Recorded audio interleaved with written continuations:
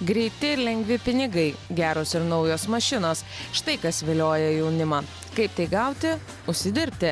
Tačiau jei darbas toli, o greitos pajamos vos už kelių kilometrų. Tiesa, nelegalios. Kai šalia pasienio su Baltarusija, o už sienos pigios cigaretės bei alkoholis, kuriuos pardavus Lietuvoje, gražaus pinigo galima užsidirbti.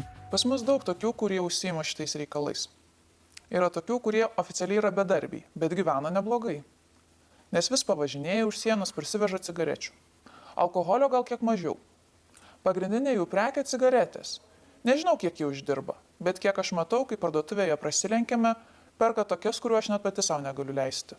O darbo neturi. Reiškia, neblogai uždirba. Jaunimas patys, žinot, mėgsta didelius ir greitus pinigus. Dirbti kažkur taip, kažkokį verslą daryti nelabai nori. Sakyčiau, kad nelabai nori. Pas mus labai graži gamta, o kaimo turizmų praktiškai nėra. Aišku, yra tas dalykas, kad sunku čia, ypač jauniems žmonėms verstis.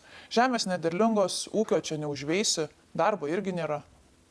O čia viskas paprastai, greitai, arti. Ponia Janina, kurios balsą girdite, bijo apie tai kalbėti.